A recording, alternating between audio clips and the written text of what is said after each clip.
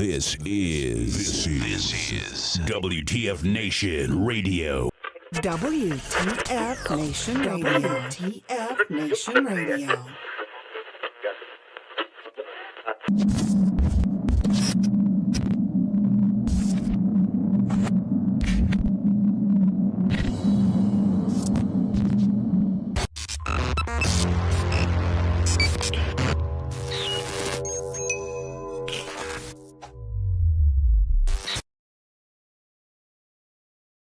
The horse, with beauty unsurpassed, strength immeasurable, and grace unlike any other, still remains humble enough to carry a man upon its back.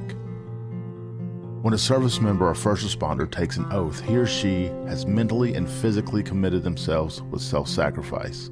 From the front lines abroad to the very streets you live on in America, they protect. This oath is non-refundable and it is lifelong.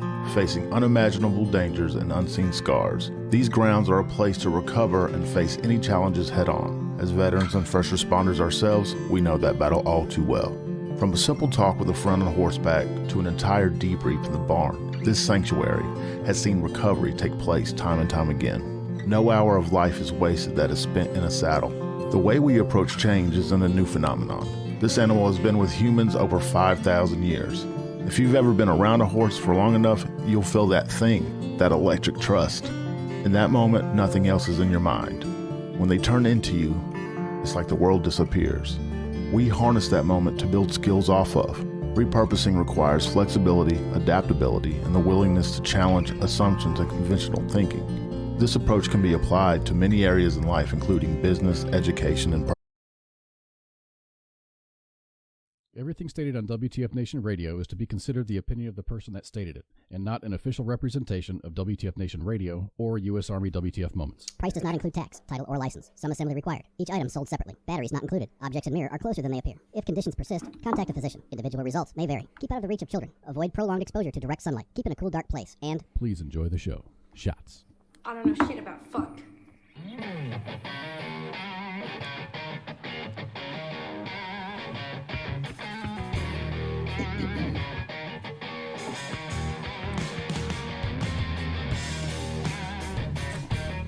All right, a little bit of groovy music to get this Friday Night Freedom started. Hello, everybody. My name is Kaz, and this is WTF Nation Radio, and we are the voice of U.S. Army WTF Moments.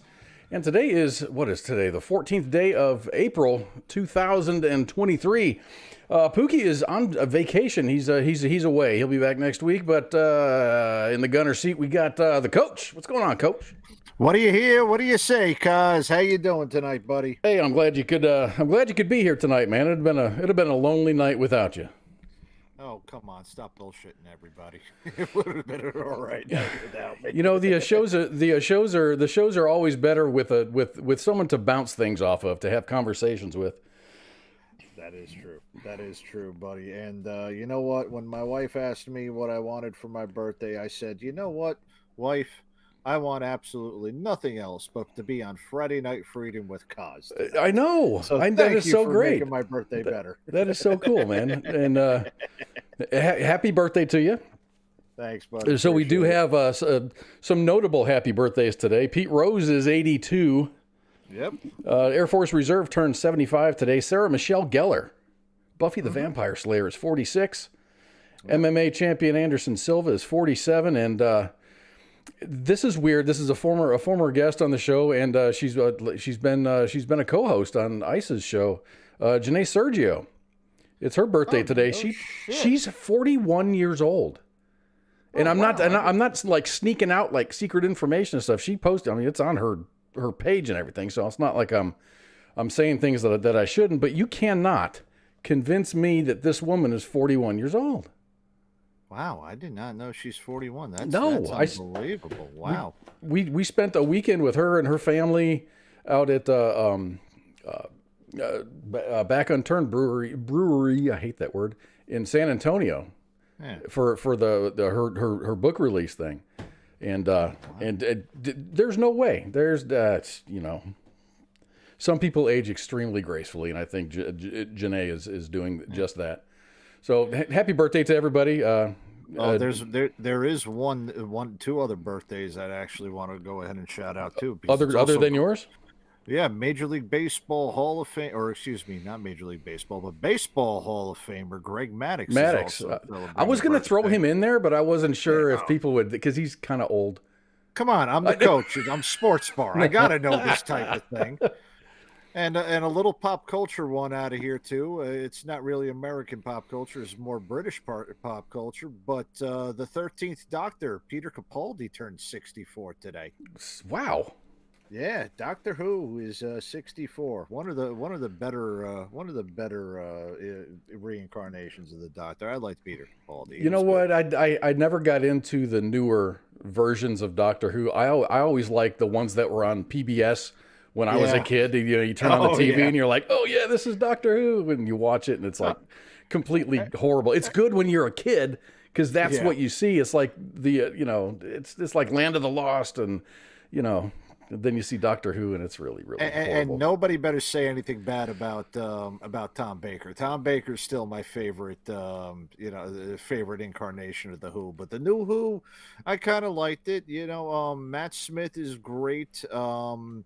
The one, David Tennant. David Tennant is actually the one who got me into the new Who, and he's also my son's favorite Who.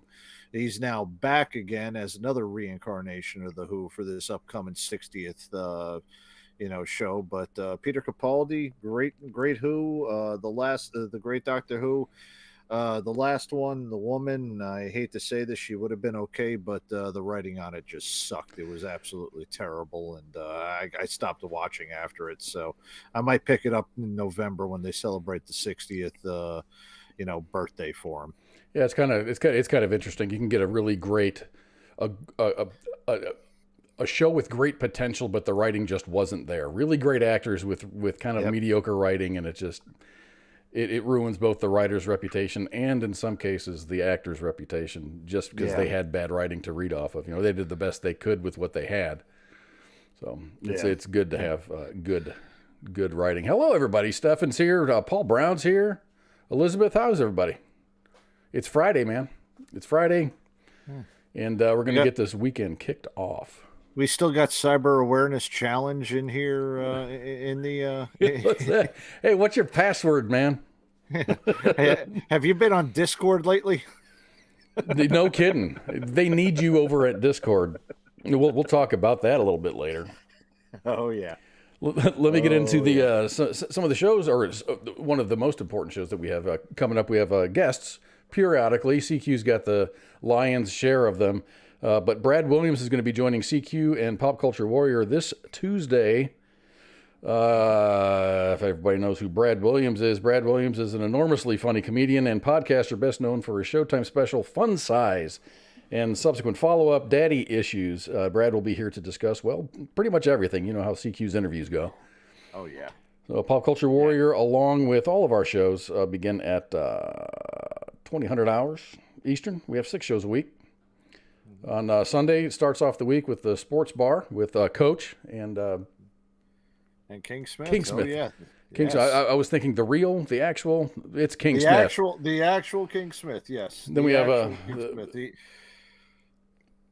Go ahead, bud. Sorry. Oh, then I threw you off. No, then Monday's the Monday edition. Tuesday, of course, is Pop Culture Warrior. Smoke Pit shows up on Wednesday.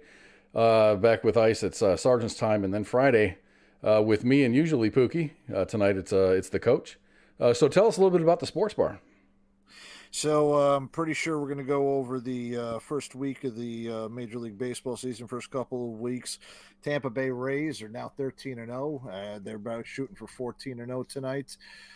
Thank God Daniel Snyder is no longer going to be an NFL owner, so the Washington Commanders we'll have a new ownership group, and probably be talking about that. Let's talk about the dollar sign. $6 billion. $6 billion with a B dollars, man. Yeah, and you get that great stadium over in Landover that's falling apart and injuring its own fans, and it has obstructed view seats with raw sewage coming out of it. You get to have that. That was a real steal, but I guess anything to get rid of that scumbag Daniel Snyder and move forward on getting a new stadium. The NFL will do absolutely anything to do that. And Magic Johnson's also part of that ownership group too. That got the bid in. You think He they're was ever going to with- move out of DC? You know what? There's been reports that the reason they've held up any new stadium plans or any new construction plans for the in the DC area was because Daniel Snyder was the owner. He's still underneath federal investigation for workplace mishandling. I mean, he was subpoenaed for Congress, and he was out on his yacht in the middle of the Atlantic and couldn't go. How He could have phoned it in. They could have had a Zoom call with the justice. Yeah, exactly. Exactly, but apparently in the middle of the Maldives, they didn't have Wi-Fi enough for him to be put in. But someone asked a tough question, and it's like, sorry, you're cut. I'm cutting out. I don't have good coverage here. Yeah, exactly. Yeah, Ocasio-Cortez is asking him a question about fairness of women, and sorry about that. I can't hear you right now. And he's got some 17-year-old freaking concubine underneath him on the yacht. But, yeah. Let Daniel, you know what? That guy is still not the worst owner in professional sports. That belongs to James Dolan of the New York Knicks and the New York Rangers. But Daniel Snyder, I wouldn't be surprised if somehow we found out 5 years later he's been, found dead over on the remains of Epstein Island. I think one of our listeners has a Deadpool 2023 list going. You can sign up. I think you get like 10 picks and points and things and stuff. I think you can alter. I don't know how. I don't think it makes the admins very happy when all of a sudden you're reading the news and you see that someone's having a really hard time, or they were found naked in the woods with a gash in their head and they're in the hospital. They're not expected to survive. Then everyone kind of adds them to their Deadpool list. And I made my list. I actually forgot who was on that list. So, well, I had Trump on that list, and it looks like everything else is going to be dead for him except for his own human body, his political career, his businesses, probably his children's, love and affection, as well as his marriage to Melania. She's been remarkably silent. Yeah, she has been. I've been surprised about that, but she probably doesn't want to open herself up and open the kid and open Barron up to any ridicule that they had for the past 4 years. Did you have, by any chance, in the Deadpool have Anheuser-Busch in there? No, I did not. I had no expectation of the recent events.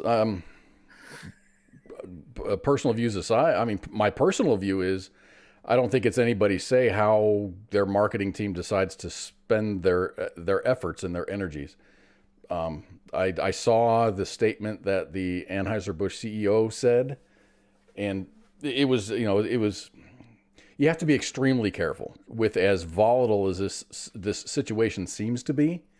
Mm-hmm. You got to say the right things. You don't want to say the wrong things. And basically, I'm going to paraphrase. He's just like, we do this for hundreds, if not thousands of people, make commemorative cans, and they do things for us, for personal milestones. And they did that, and it just blew up. And it's, we make decisions every day. Sometimes they're good decisions. Sometimes they're bad decisions, just because even if you're Anheuser-Busch, you're going to take a leap and you're going to do something, and sometimes you're going to fail. They kind of failed during the FIFA World Cup. They were in a Muslim country, and they were importing gajillions of cans of beer, and then all of a sudden they were told at the last minute that, no, you can't sell this. Yeah. They were going into deep water during that thing, but that World Cup was so damn corrupt that it wouldn't surprise that doesn't surprise me that happened. With everything that happened, trying to give them that World Cup and how messed up that whole, they had to redo the entire schedule for several of the soccer leagues, or excuse me, the football leagues, just to accommodate Qatar and their hot weather for the normal World Cup schedule. It didn't surprise me that clusterfuck and that terrible people, FIFA, it didn't surprise me at all. And by the way, thank you, CQ, and thank you, Musa Azwani, thank you for the birthday wishes. Appreciate it. So did you see above that, Stefan Brugman? He does the Deadpool, and he says, "Here's your list." He said, "My list is Vladimir Putin, George Soros, Randy Quaid, Ozzy Osbourne, Val Kilmer, Bernie Sanders, Harvey Weinstein, Kim Jong Un, Joe Biden, and Rob Reiner." Okay, I could see two of them this year. Val Kilmer, I hate to say this, but he's And been it's just like battling I'm not rooting Yeah. rooting for him to die. It's just like he's not looking good. Yeah. He's got a good shot at Putin, a long shot on Joe Biden because Joe Biden will shit his pants before he does it.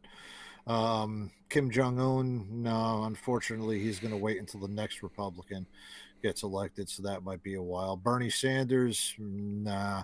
Harvey Weinstein and Rob Reiner, well, we wish, but that's something unfortunately that ain't going to happen. Ozzy's going to be around longer than it's going to be Ozzy and what's his name, Keith Richards. Both of them are going to die on the same exact day because both of them are in a contest to see who can do the most drugs. They're going to both be on. I heard Ozzy had straightened his life up, and it's not like he's trying to get it back together. He's just he's realized the error of his ways, and now he's suffering the consequences of excess in his youth. And he's not really looking good, but he's gone through the surgeries. He's walking with a cane, but he's Ozzy, dude. I saw an article that says, okay, he's gonna retire. He's just gonna kind of fade away into the ether, and then I'm seeing concerts that are like Ozzy Osbourne is going to be playing with these other bands. I'm like, really? Yep. Bring oxygen. We'll see the same thing happen too because rock and rollers never know when to quit. We'll see the same thing too with Gene Simmons and Paul Stanley. They'll be playing with Guns N' Roses later on down the road. Oh gosh, and all of these from my childhood, my young adulthood, Motley Crue. Motley Crue is out there. Like Motley Crue's touring, but dude, you're not touring with Vince Neil, you're not touring with Mick Mars. Mick Mars either, yeah. And now Mick Mars is turning around and he's suing the band. Yep. And even the manager is like, yeah, with the deal with Mick Mars, that's like elder abuse. Mick Mars is not in good shape. He's got ankylosing spondylitis or whatever it is. It's like he's turning into stone pretty much. He doesn't have any flexibility in his body anymore. Yeah. Yeah, he was always pissed off and always like a little short dude, but yeah, which is a genetic condition. It's not like he did a shitload of drugs and this is the way he got. It's just like that's just a genetic thing. Yeah, it's kind of fucked up. And Nikki Sixx has always been that kind of business type of guy for that. And, go figure. The guy who nearly ODs on heroin dies, gets revived, does the biggest freaking load of heroin after he's done, and then says, "Okay, everybody, let's all get cleaned up." And And then Tommy, for crying out loud, Tommy's still the wild guy out of everybody from Motley Crue. He's still banging strippers 5 at a time. Oh, I know. Doing shots of Jack Daniels, while in between, urine, between taking a piss. One of his ex-wives was it his ex-wife or his real wife? Did a how was it Mary being to Tommy, or how was it being married to Tommy? And it was a very candid interview. Yeah, it's not family friendly interview. Let's just say that. Yeah, that I don't know. I did not watch that. I'd like to think of my Tommy Lee, still naked with a mohawk, drumming on top of drumming in upside down, upside down. Yes. Yeah, doing it that way. So that's the most classic rock and roll thing ever, man. No one has. I don't think anybody has ever tried to duplicate that. No. Either they couldn't pull it off, or they're like, no, we're not gonna step into that. That's just one of those things you can't outdo. I saw one band try to do this, and when I say this, you're gonna laugh your butt off, but it was a Christian band. Striper? That actually no. Hold on one second. I'm actually typing up the name of this song. Okay, it's called The Newsboys. Okay, The Newsboys, and the guy who does the drummer for the band. I was at this Christian concert, and the drummer for the band had his whole kit on a platform. Now, meanwhile, there are no toms there's cymbals. He's just got a snare drum and about 5 bass drums on there. Okay. And this thing tilts up like it's on a damn tilt-a-whirl, and he starts spinning around doing a drum solo during like 2 of the songs. So I mean, that was the closest I've seen since Tommy Lee, did like his, floating drum set or his spinning drum set. Mhm. That was the closest I've ever seen that, but I would never anticipated seeing something like that at a Christian concert. You got to keep the. Yeah. That's when you hear the audience going, "God damn!" Yeah, exactly. God damn! Oh, sorry. Okay. After the show, we'll go to confession, and then everything will be okay. Exactly. So we just had Easter last week. Did you do anything interesting? I went over to my in-laws' house. We had an Easter egg hunt, flew some kites, and then I drove. I drove more than I ate my my perfect combination of Reese's peanut butter cups. Has a perfect amount of peanut butter and chocolate together. Those ones out there. So that was all my Easter. How about yours, bud? I didn't do anything special. It was just, I just spent time at home, taking care of things here. It's all I can. It's all I can do. My kids are grown and out of the house. I'm not married, so just hanging out. But there was an Easter egg hunt. Let's just say that got a little interesting up in Connecticut. Well, let me see if I can pull this story up here. I'm sure this isn't the only occurrence this year, but a bear infiltrated an Easter egg hunt last week. Jennifer Lopez from Windsor, Connecticut, not that Jennifer Lopez, was out there with her kids, and all of a sudden she says, quote, "I hear shuffling or leaves," assuming that it's squirrels or chipmunks. I looked up and I saw a mother bear with her cub. She worked her way over to the Easter eggs, and then they started eating chocolate. The Connecticut Department of Energy and Environmental Protection said that giving bears easy access to food can become a bad habit, leading to animals being comfortable and unafraid of people. They also said it's critically important to minimize enticing bears with food in any way, as human-bear conflicts continue to rise. In 2022, in Connecticut only, bears entered people's homes 67 times, surpassing the previous yearly record of 45. Now, I would have stopped them in their freaking tracks, because that is a canned response. It's a canned response, because I don't think anybody was enticing the bears with food. They were having an Easter egg hunt on Easter Sunday. Yeah. But so I guess they have to say that, They can't not say that, but it's almost like they were being scolded for. They didn't even mention that they're having an Easter egg hunt. It was just like, you shouldn't entice bears with food. That's naughty, naughty. You need to entice them with cocaine, right, Stefan? But now we can answer the age-old question. No, a bear doesn't shit in the woods. The bear shits in your front lawn while you're hunting Easter eggs. That's what happens. I was staying in Yellowstone, and I've never seen a pile of crap piled as high as the stuff that comes out of a buffalo. Oh, you would walk out of the cabin in the morning, and there'd be this just mound. I mean, large mound. Yeah. Yeah, it's a tag bear. He's got a big old monitor on him too. Yeah.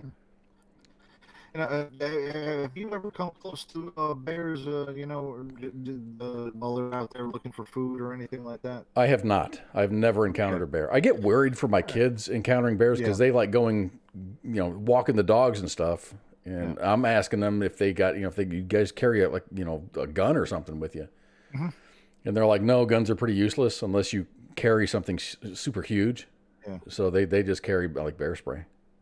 Yeah, we so I take my vacations in Christmas time up in Gatlinburg, and they're pretty well known for the black bears coming out of the national forest and coming into the town. And the last time I was there, it was a couple days right after. I think it was actually New Year's Day of last year. We had a mama bear and 3 of her cubs walking straight down the street about 9 o'clock at night, and me and my daughter and my wife were all walking kind of past the fast food, not the fast food places, but some of the food and entertainment places that were on the main strip. They can smell that from miles away too. They went straight to the dumpsters and straight to the daggone garbage cans. And the garbage cans, they're like bear proof is what they put them out. But the dumpsters, they're trying to tip over the dumpsters. I think they're more they're more bear resistant than bear proof. Yeah. But the bears can sense the food anywhere that's around there. And, for me, you would never think of, bears coming to hunt your kids' Easter eggs or anything. And unfortunately, that's what happened, and that'll teach them the next time that if they are going to put Easter eggs in, don't be cheap and put the pennies and the nickels and the quarters that you've been saving up, throw them in there and give them to the kids. The kids will actually like the money more than they would the free candy in there. And that's what we did about bears. And that's what we did for my kids. I lived here in Texas, and around Easter time it's 75, 80 degrees. And you start putting chocolate in these eggs to be found, and they're going to get just this chocolate mush. So we'd end up putting just coins. Yeah. And it's another thing. The kids love it. This is a secondary cause of inflation. We can't afford to put coins into the plastic eggs anymore, so now we've got to put candy in there because the candy's cheaper than the coins that we've got. So. I did notice, Coach. I did notice going to the supermarket grocery shopping that not a whole lot of people were buying the eggs to dye. Oh yeah. Yeah, they're not going to mess around with the eggs this year. They're definitely going to, if they're buying them, they're like, no, screw that. We got to eat these eggs. We're not coloring these damn things this year. It's like you have like the we finance E1 and up in the commissary for in the egg aisle and shit. The eggs are stupid expensive, man. Oh, that's a good one. That's a damn good one. We finance E1 and up for eggs. We tote the note for eggs. So I got an update for everybody, and I've done this. This will be I did the story 1 week, and then another week I did an update to that story, and now there's an update to that update. So everybody should remember the story of Sam Brinton. Brinton made headlines after being appointed to the position that oversees nuclear waste policy at the Department of Energy's Office of Nuclear Energy. As a non-binary gender fluid person, Brinton also posted about him being a member of the drag queen group called the Sisters of Perpetual Indulgence. Well, Sam got busted stealing luggage from 2 airports, one in Las Vegas and the other was in Minneapolis, St. Paul. So both of these, there was an investigation. Both of these things are going to court. Well, one of them did go to court, and a judge in the Las Vegas case ordered Brinton to pay the victim $3,670.74. Additionally, he had to pay another $500 as a fine. He was also sentenced to 180 days in jail, but his sentence was suspended provided that he stays out of trouble. In the case of Minneapolis, St. Paul, that will be heard this week. I think on the 17th he has a court date. I expect a similar outcome. I don't think he's going to do a day in jail. I think he'll have some restitution to pay and then possibly a fine. Bud Light's going to hire him as his new spokesperson. I don't know. I don't know. Apparently, he's a really smart guy. He just has sticky fingers, man. He just doesn't. And I don't know. These were the 2 that he got busted with. The first one, he ended up stealing some woman's. She was a fashion designer. She is a fashion designer, and she was going to display her clothes at some show out on the East Coast. And he snagged those. He snagged in Vegas. Anyway, he snagged her clothes and then saw a picture of him wearing her clothes, and that's when the investigation started. And then they found out about the Minneapolis one. Oh dear God! Wonder how many more. Well, I guess bag queen can't be called. He's a drag queen, not a bag queen. I take it. Yeah. Well, he's unemployed. I don't know what he's doing for a job now. He was making some pretty good bank, working for the Uncle Sugar. Yeah. And he's not stupid. He's not an idiot. I mean, he's got degrees and things and stuff. I mean, Delta Airlines can hire him. They're terrible with everybody's bags, and he'd fit right in. I did have my bags lost once with Delta and American. Delta actually drove them. I was flying from Dallas to Montana via Salt Lake City, and somewhere along the line, my entire family's bags got left behind or whatever. When they did arrive, Delta had a courier, and they put them in a truck and drove them to the house. I didn't have to go back to the airport. Oh, nice. I was like, all right. Nice. Yeah, better customer service than where you were at. But I do remember. It's like I didn't have any underwear. So my wife and kids and in-laws and whatever, they were going to Costco or whatever, and I'm like, hey, pick me up some underwear, because we didn't have any underwear, and they brought back the right size. Let's just say that they were the right size. Good. Now, well, they needed practice for the drug sniffing dogs, so I mean, they figured why not go ahead and grab your underwear out of it, Kind of going back to this Princess of Persia guy over here. I mean, look, I don't know why the hell anybody would even wear that. That looks like something that Cleopatra wore back in when she was conquering Alexandria. I don't know who the hell would actually think this is fashionable. I don't know. I'm not a fashion statement. I'm not a walking fashion statement by anybody's imagination. Oh, Dick. That's. Yeah. I mean, I think every guy over 40 only wears two things, and that's khakis and a shirt. And if it's a dress up, it's a polo shirt. Yeah, well, yeah, it's either khaki pants and a shirt, or like on the weekends you might wear cargo shorts. Yeah, it's a t-shirt plus something. Yeah, this guy sure as hell doesn't look like he ever wore cargo shorts in his life. Stefan says he reminds me of the alien leader from Mars Attacks. Stefan, I do not have New Balance shoes. I have Nikes. Oh, I think they're God. Nikes. No, are they? No, they're Skechers. They're Skechers. That's the other old people shoes. Skechers. Yeah, Skechers is the other old people shoe. Yeah. I ain't gonna lie. If somebody actually did ever guess my sneakers, they'd be completely wrong. So Converse, you got Cons. No, you wear Cons. No, nope. I'm much more high scale than that. Sperry's. No, much. Oh, I do have a pair of Sperry's, but those are some good shoes. Yeah, there's some good shoes. You just got to break them in, because if not, you got those damn blisters on the back of the heel that never heal up, and the mosquitoes always try. Okay, since you mentioned that, it's probably Rockports. No, that's another very comfortable shoe. I'm a Jordan guy. Mm.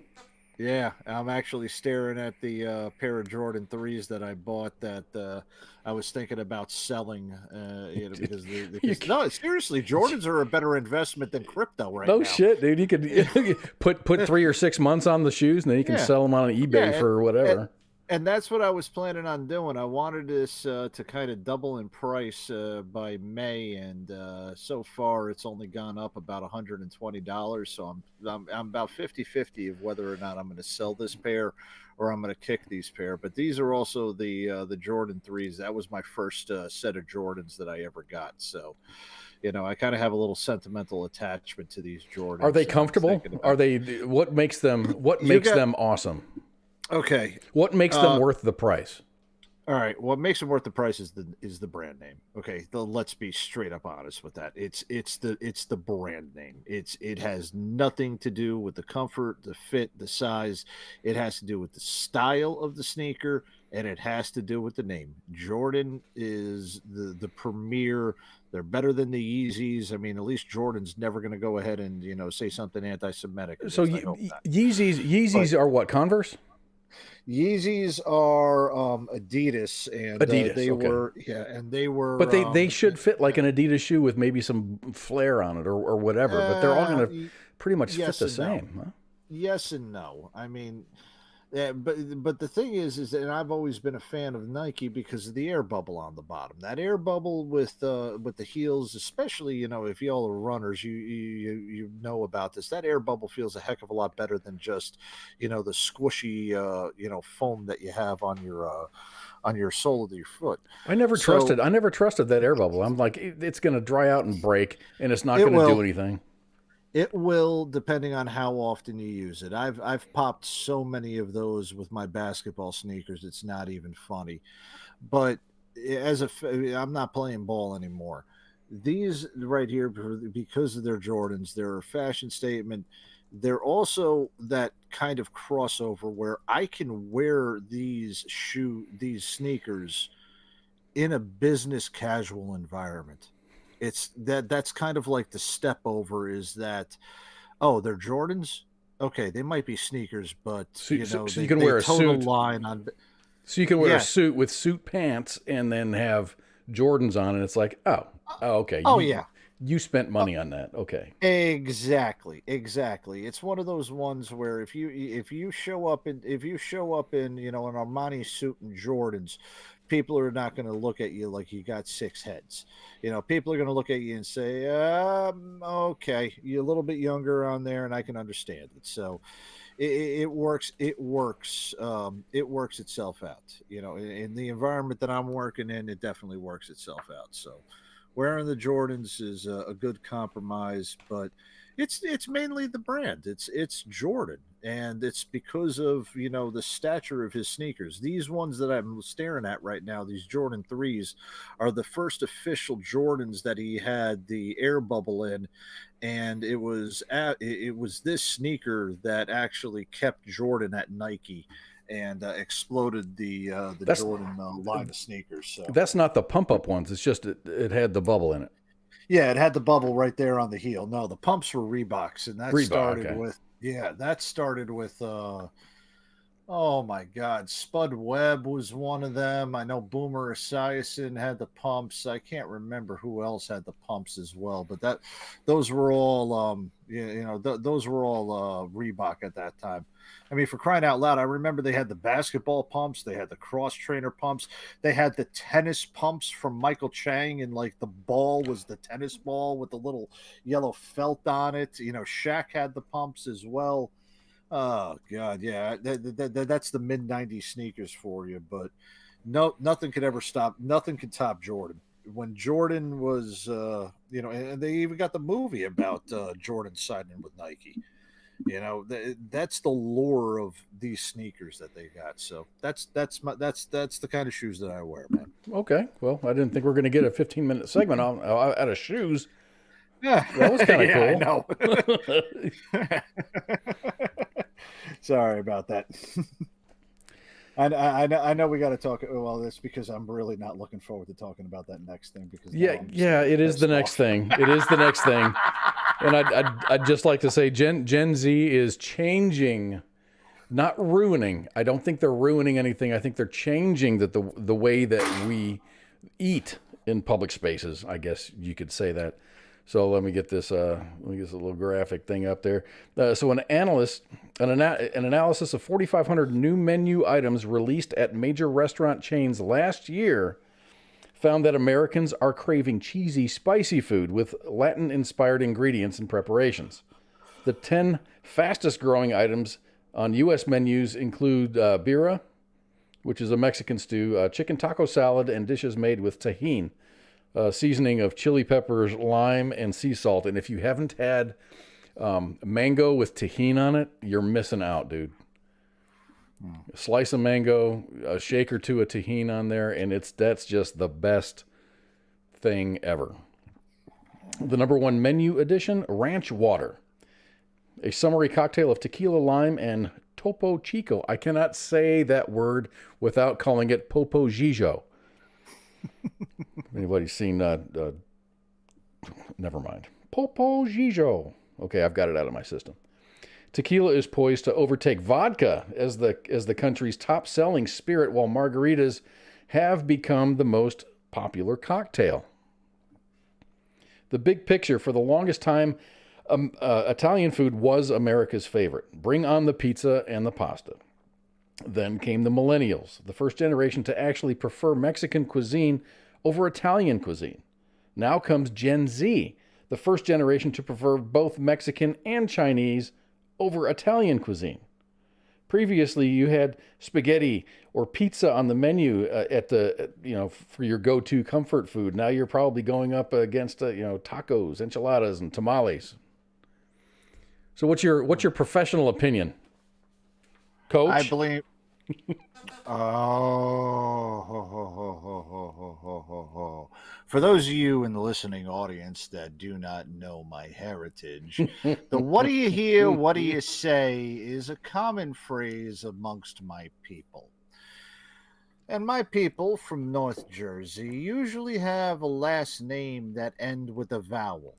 Okay, an A, E, I, O, or U, like Soprano, Moltisanti. Okay, we can all just kind of go over names that we have, But I come from a very, very rich Italian background. Ravioli is in my blood. Gnocchi barely makes the pasta list.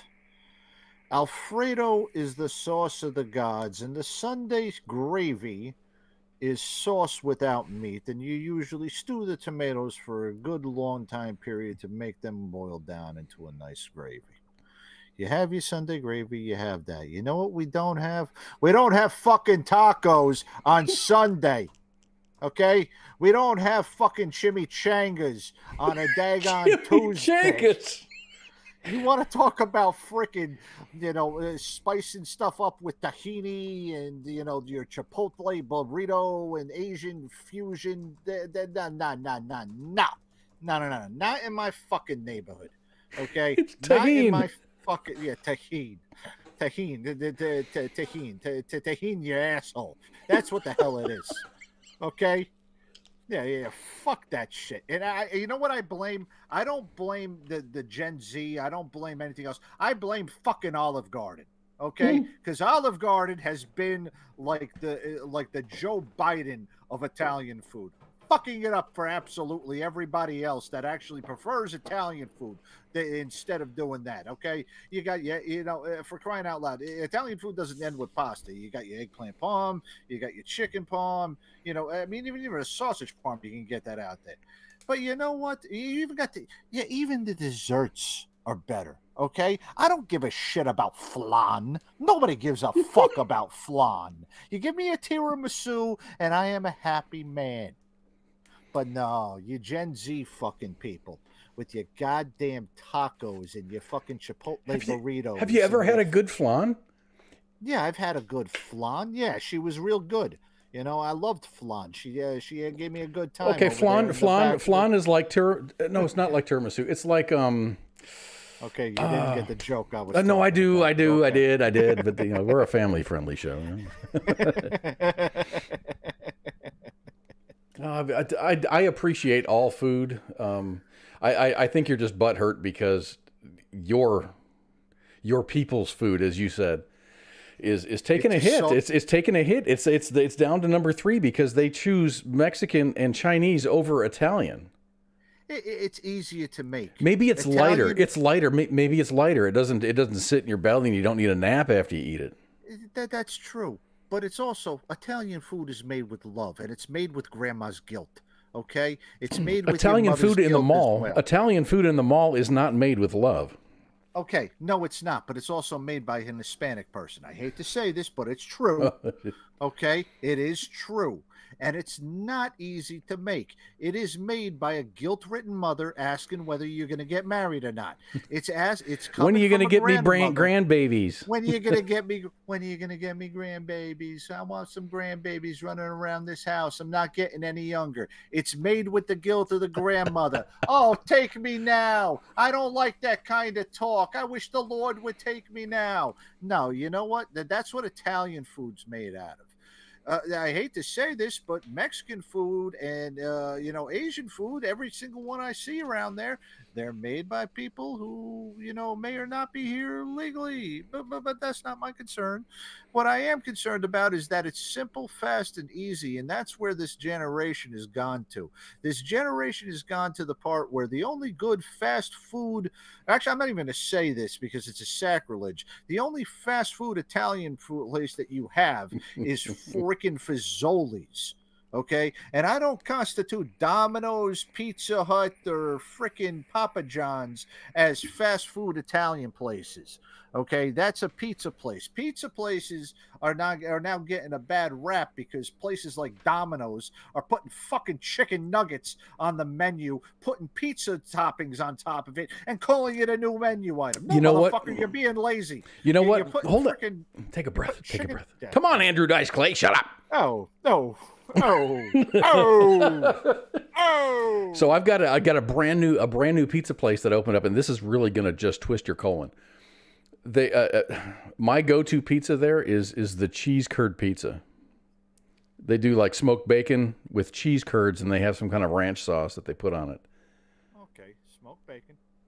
Smoked bacon. I mean, there's nothing really Italian other than the fact that it's round, just like pizza is.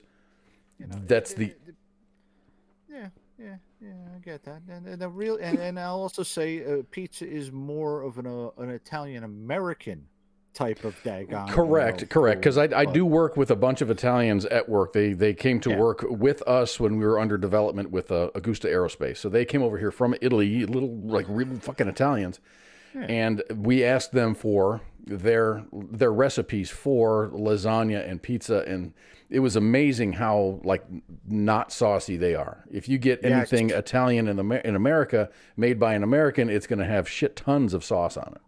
Oh yeah, you're gonna have more ricotta. You're gonna have more beef. You're gonna have a vegetable layer in there too, and then ricotta beef. You know, then it's different type of beef because you're gonna have the ground beef, the ground beef. You can have the ground pork. You can have the sausage in there as well. It's like one of those chocolate 10-layer cakes. You know, when you get an authentic Italian lasagna For that lasagna that I made, the lasagna recipe that I have that I love has freaking bacon in it. It is so good. It is so good. But the thing is, if you follow their and this is just a regular like an 11-inch pan. It's not big. You're not going to feed a lot of people with it. It costs more than $100 to get all of those ingredients and put them together. But it's really really good. Oh yeah. And see, it's made out of love. It's made out of love. It's made out of guilt. And yes, we also use fish as well. Fish is also a staple in Italian food. You don't see fish tacos all of a sudden popping up out of here. Fucking fish taco. Fish tacos are good. Yeah, fish tacos are good, but fucking with the tahini and chipotle sauce and all that other So bullshit do that you they wanna think put in there. do you think the Mexican culture gets upset when they saw fish tacos? No, I don't think they got upset. I think they said, okay, why didn't we think about that? Or we won't even call them fish tacos anymore. In fact, I think tacos is another Mexican American type of thing. I think, mostly they Mexican had like tortillas and, you would eat it would be more of a wrap, not so much a hard shell taco or anything like that. You know, it would be the flour kind. And, doing the street tacos and the things like that, that's it's more of an American type of thing that they have. So it's another thing that we rape the culture of, just like how we got this. But the fish tacos are good, and the Mexicans can go ahead and have that. I'm just glad there's no Asians. I'm just glad there's no Asian zing tacos or something like that, because now if we're gonna get Mexican and Asian food together, then my people are really gonna be pissed off. We're gonna be more pissed off than when they cancel Columbus Day. So this is all this big change is because of demographics, which translate into shifts in childhood favorites and adult preferences, and they're reflected in our evolving appetites. Look at college campuses today. Look at the food court. It's going to be an Asian bowl, and there's probably going to be a taco or a burrito bowl. Yep. The things that young people are growing up with is the norm, and it's different. It's way different than it was 20 or 30 years ago. So I live in Texas, and I definitely prefer Mexican food over burgers and fries, or even pizza or any pasta dish. I love them all, but if I had a choice between the three, I would go Mexican. I love Mexican food. And my birthday dinner today.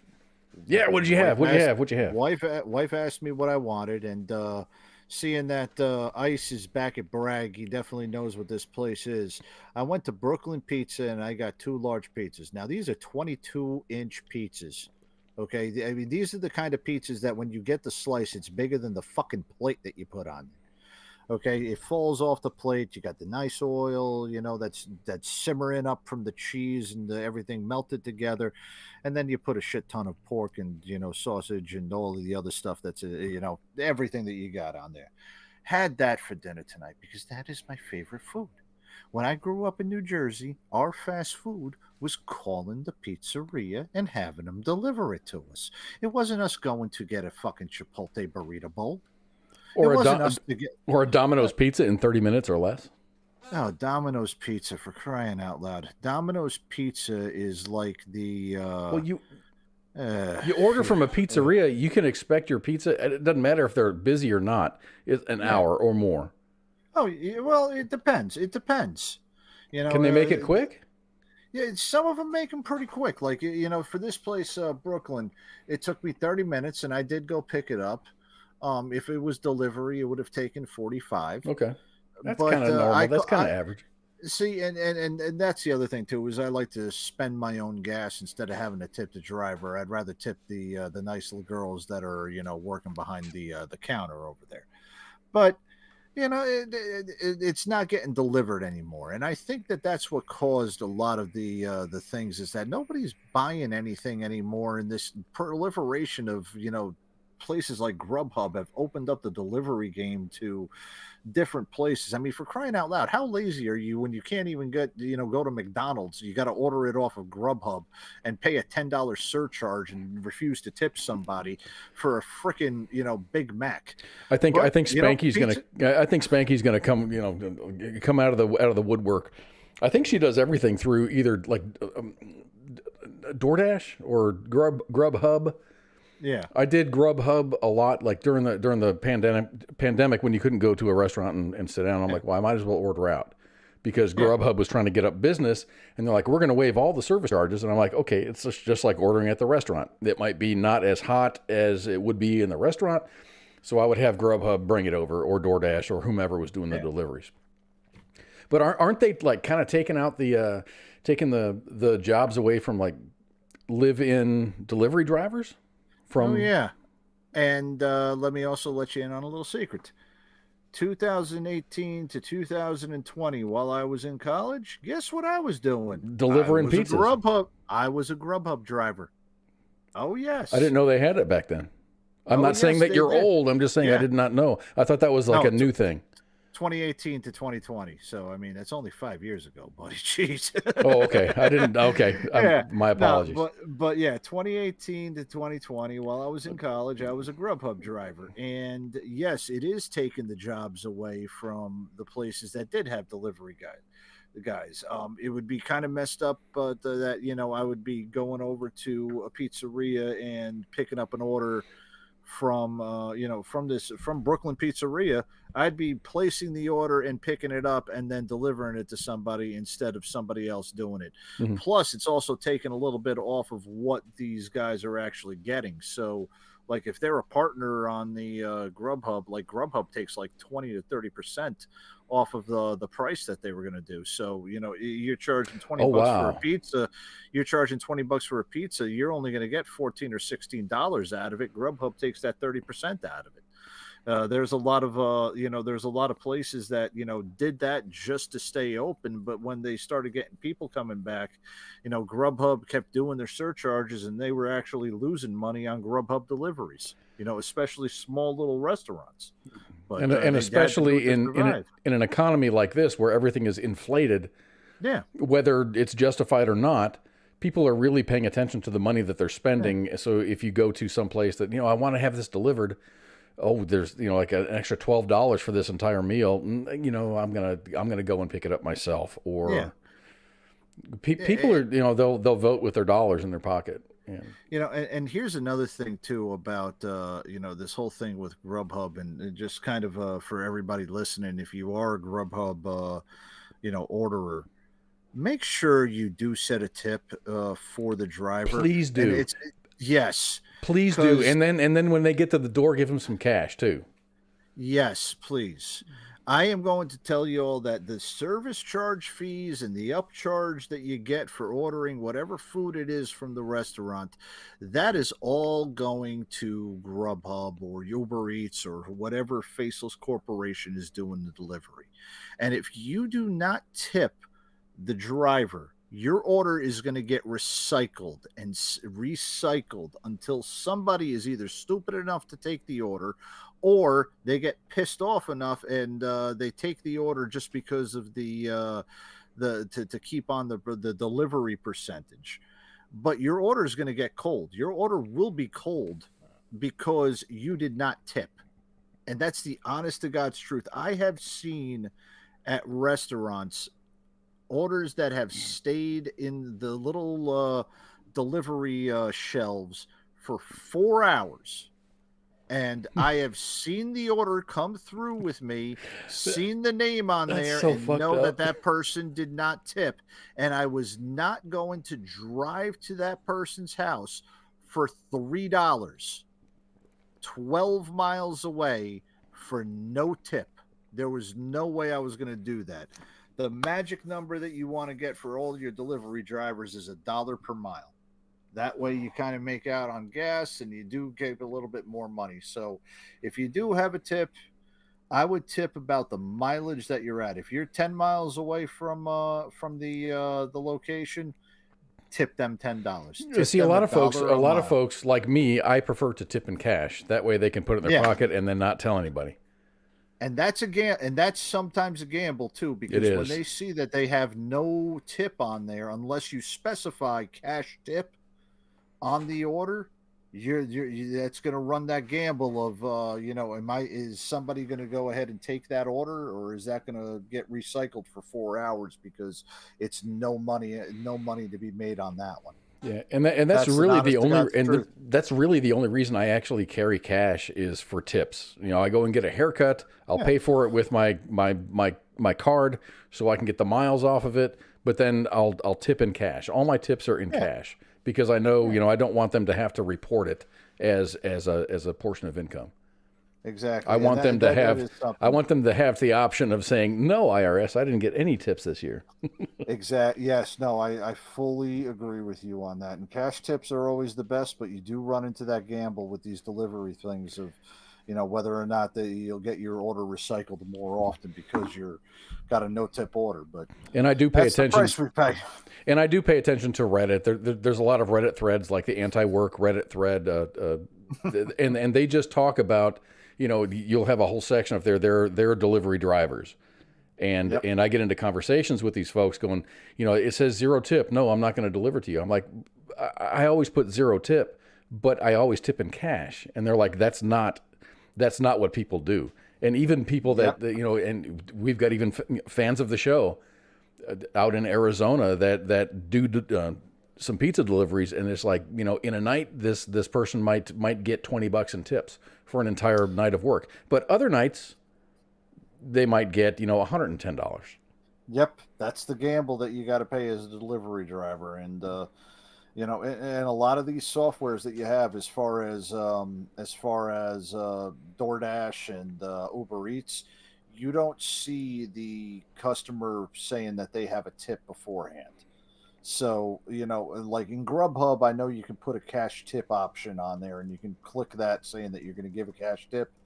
But on these other ones, there's a lot of them that are not going to have that option. And you'll see drivers that, like I said, they'll reject that order because it's not worth it to them. And it sucks.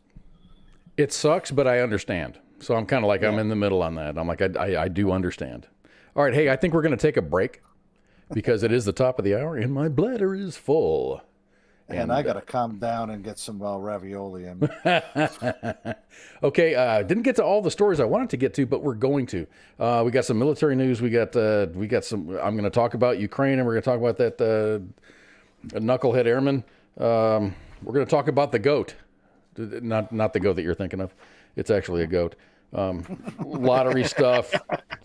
Taiwan, we're going to talk about that. I'm sorry. We're going to talk about East. What is Taiwan? East Taiwan is East China. East China. East yeah, China? We're going to talk about East China. Or no, I'm Yeah, sorry. We don't want East. No, it's East Taiwan. China is West Taiwan. That's what it is. Yeah. That's what it is. Yeah, we don't want to screw around with Zuck. We're getting Zuck tonight. Okay, we are going to take a break, and we'll be back in just a little bit. Hang tight, and we'll see you in a bit. Shots. This is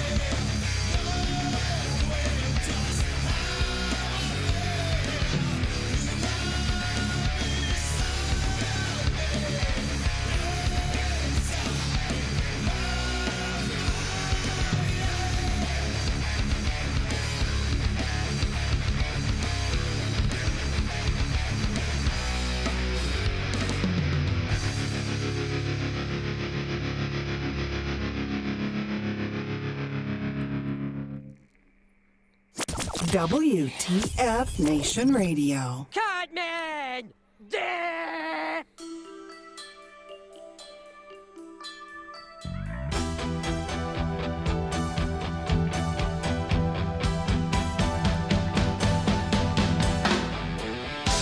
And we are back for part 2 of Friday Night Freedom. My name is Kaz, and that's Coach Klein right there. Say hi, Coach Klein.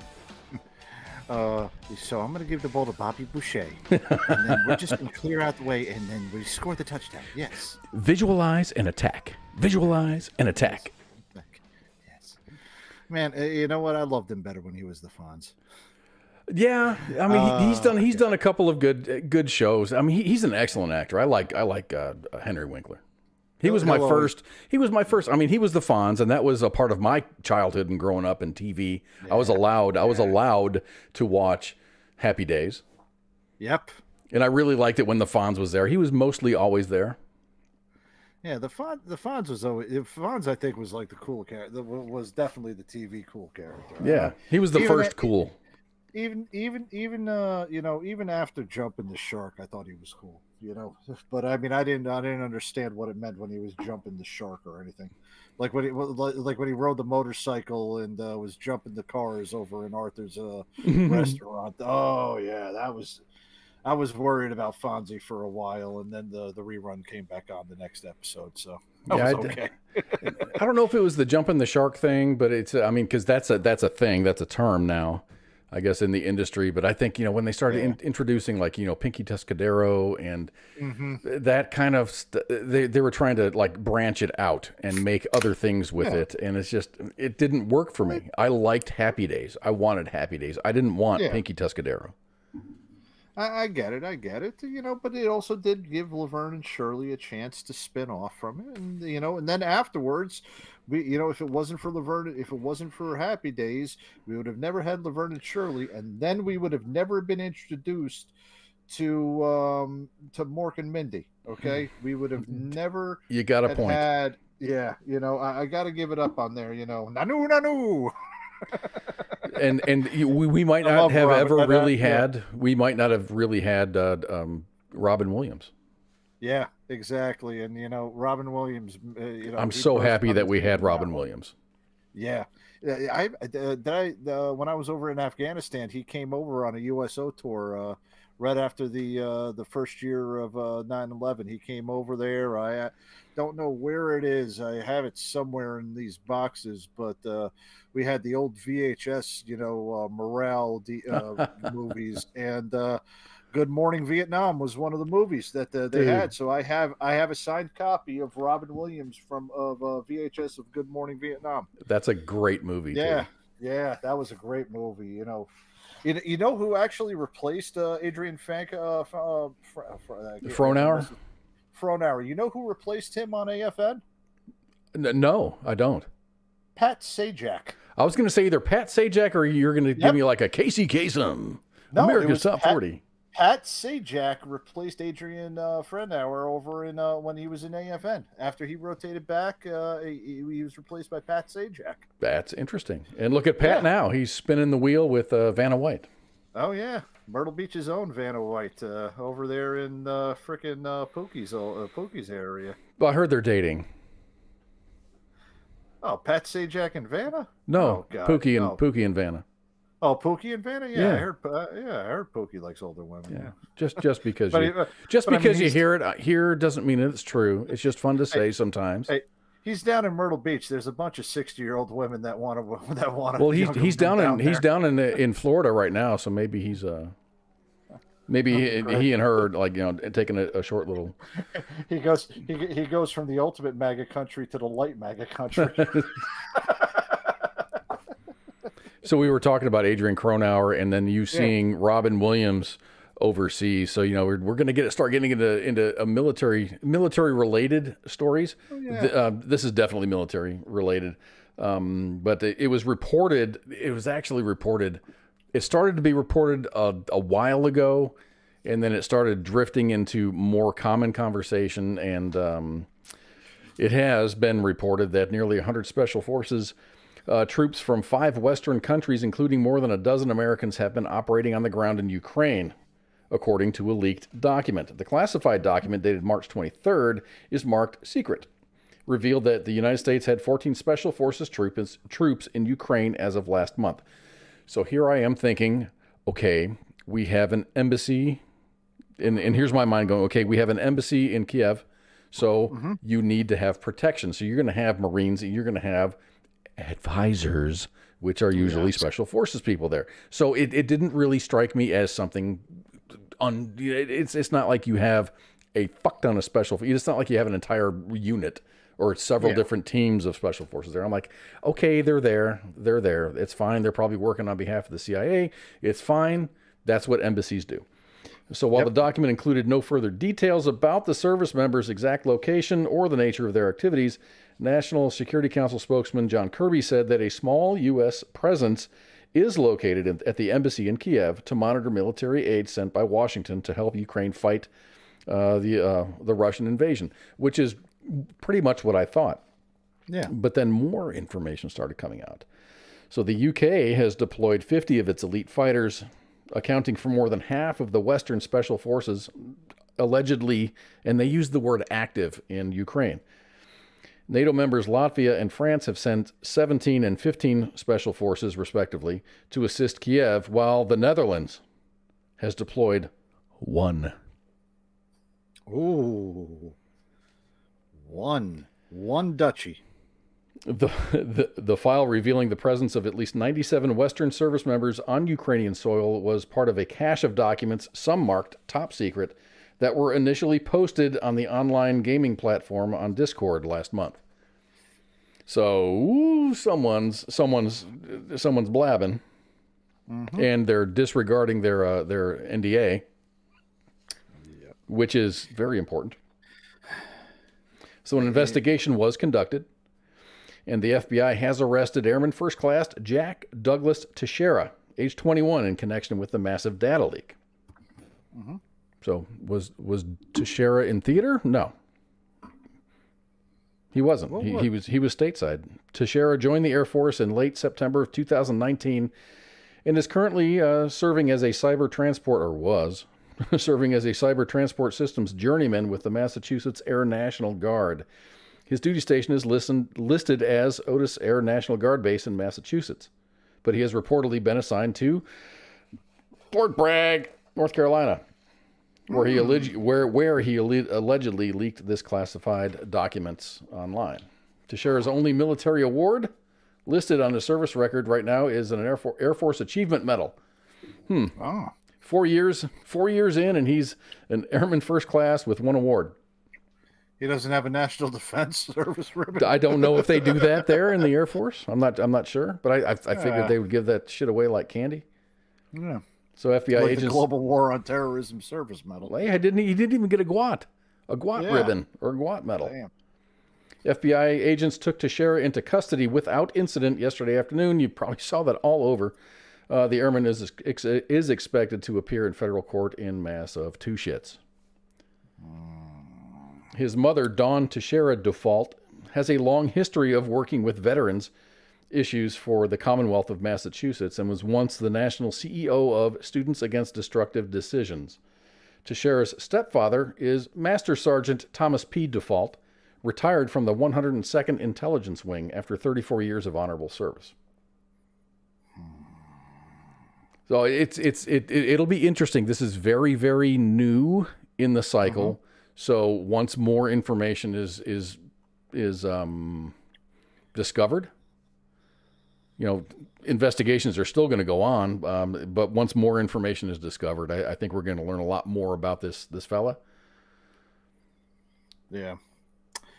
You know what? I mean, you can just buy Discord Nitro to kind of boost up whatever server you're on for clout. You really didn't need to leak documents out of there. And oh, wait a minute. Holy shit. It just changed to the Bud Light can. I was about to say he kind of looks like him. That's like the first thing that came to mind. I don't know that maybe they're the same people. I have no idea. Oh my gosh. Yeah. All right. And this is coming from me for being a former Intel guy. The information, regardless of whether or not we have it. I mean, yes, I get the whole safeguard thing, but using it for clout to act like a big person, especially in right, he's like, look at these things that I know. Do shit. Yeah. Okay, I mean, look, all right, I can understand just because of my background that I know a lot about what we have, how we actually operate. And I can almost guarantee you that ICE almost every Monday would have already had told you that we had people on over boots on ground in the Ukraine. Everybody loves to use that. Yeah, for months. As soon as shit kicked off, we had people on the ground. But then we had the embassy there. Of course we're going to have people there. Yeah, okay, let's be honest. That's what embassies are for. They're for spying. Yeah, exactly. That's exactly. It's a safeguard, and it's our ground for our people that are over there. But it's also a place that we can launch operations out of. For crying out loud, how the hell did we have people boots on ground in Afghanistan on September 12th, 2001? I don't think that they came all the way from Fort Bragg immediately and got onto boots on ground in Afghanistan right out of the back of Pope Air Force Base, flying over into Kabul. Well, We what they have don't boots- know is yeah. we have fucking teleporters. We have teleporters. Well, okay. Maybe those guys over there, maybe those guys at the Red Roof Inn do, but we're not allowed to talk about them. Okay, but no, that does not happen. We have people there. We have people in almost every single country now. Whether or not we're conducting operations there is a completely different story. I mean, we've got people, as long as we have some type of U.S. sovereign ground, there is a military presence that is there. And you do have the advisors. So any person with half of a brain and a little bit of military background should already know the fact. I get that, maybe 2% of the American public and, half of the gamers on your freaking Call of Duty Discord server, think that, the military is all this and all that. And, you're going to be a fucking big shot for that. But with my background, I know damn well you don't use that info for clout, because number one, it's going to get you in trouble, especially if you do know something that's pertinent and you tell somebody that. Or number two, people don't give a flying fuck about it. You still look like the dude who is sipping the rainbow flag Bud Light can. It's not going to claim your stout. You're not going to get any pussy out of it, for crying out loud. Stop trying to chase it. It's just Sorry, was that a little bit too crude for Friday night? Maybe he had. Oh God! I just saw the closed caption on Facebook. Holy shit! I can't believe they actually said what I said on that. Yeah, I turned the captioning off because it's distracting for me. So a couple of questions, and some things that are sticking in my mind is, why did it take no time to find Jack Teixeira? It took literally a day and a half. What about Epstein's client list? What about the pipe bomber on January 5th? What about the Roe versus Wade leaker? Why haven't they caught them yet? Is this a political? I don't want to go down that rabbit hole, but possibly. And it is a rabbit hole. It is. It's just that the questions, they caught this guy so quick. Was he that sloppy? I don't know. Either that, or somebody kind of coerced him into saying that he was the one who was doing it. I mean. But I think what I'm thinking is the White House needs a victory. They haven't had a victory in a long time, and this is kind of a victory. That's true. That is true. I will also say Discord is not the most secure type of environment, or most secure platform. These other kind of leaked documents and everything else that we've had haven't really come over Discord, or and WikiLeaks does a hell of a lot better. Discord's a public chat server in the same way that if we ever put something out on Facebook, people would be able to identify where we're at. I mean, for crying out loud, the bots know every time that we say something bad about Taiwan. It's not that hard to find something on Discord either, True. Yeah, it's got to be true. Yeah. Yeah, so it's like I said, this guy's just trying to be the big shot, and he stepped on his dick. He truly, I'm now using my first sergeant terms. He stepped on his dick, and it caught him up. I have no sympathy for him. I don't, and I heard when he was in court today, and then his father was in court, like any father would be. But I guess they were shouting back and forth, I love you, and this, that, and the other. So I don't think there's any coercion between them. I just think this kid just made a super bad decision that's going to affect him for the rest of his life. Unlike Manning, Manning did this thing. I don't know how involved his parents were.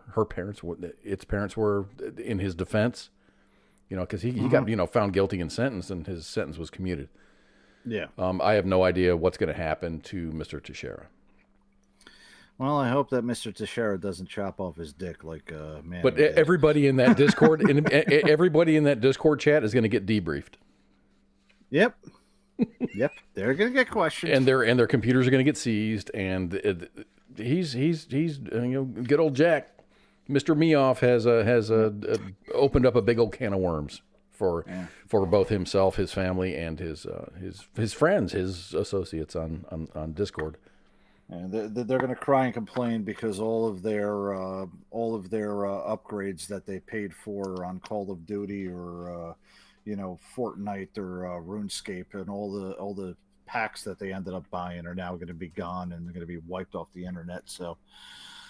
Tough break. Sorry. Okay, so let's talk about the GOAT. This is like a total 180.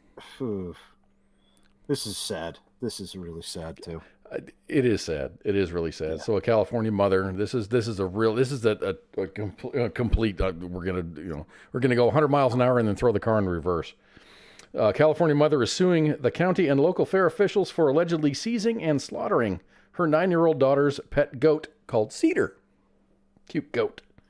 The lawsuit, filed on behalf of Jessica Long by the animal welfare group called Advancing Law for Animals, claims that Cedar was purchased for her daughter in April of 2022 as a part of a youth agricultural program that allows kids to look after and care for animals before they are entered into a junior livestock auction at the Shasta District Fair. My daughter did the same thing, but we opted out of the auction. At the end of it, we had a rabbit. And we took this rabbit in, raised it, and it was an FFA, Future Farmers of America thing, and took care of it. She kept charts and things and stuff and did whatever she needed to do to get a grade after the class was over. Many of the animals, it wasn't just rabbits, it was chickens, it was cattle, it all depended on how much land you had to use. We had room for a rabbit, and the rabbit stayed in our basement, and it was a cool ass rabbit.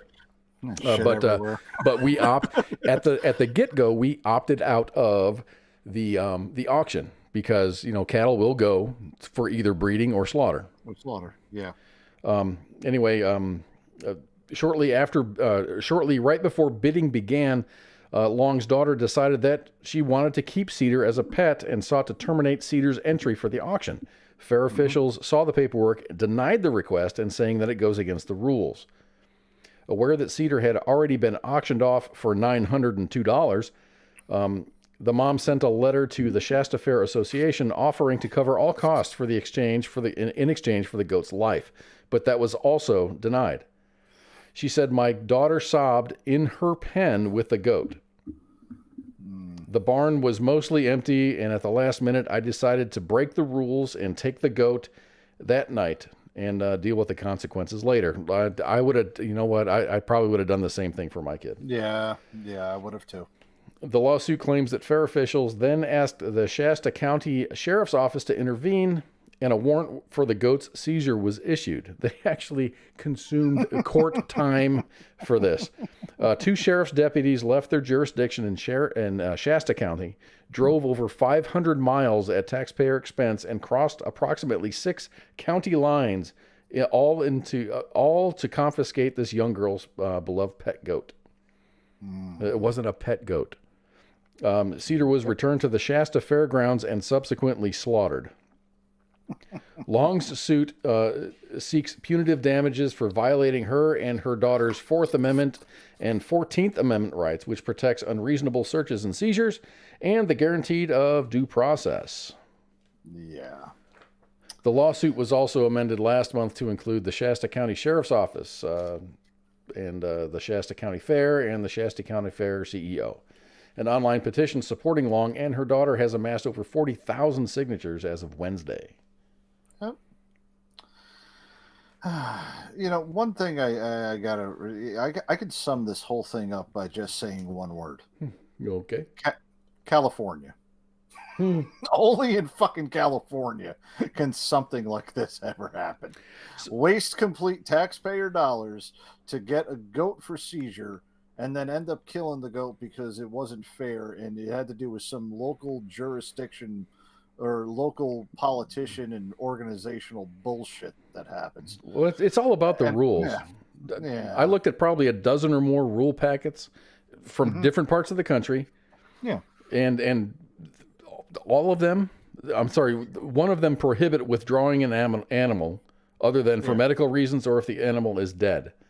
All of the others require the withdrawal for any reason to be, and for any reason is in air quotes, like if you just don't want to do it, that paperwork has to be submitted at least a week ahead of time.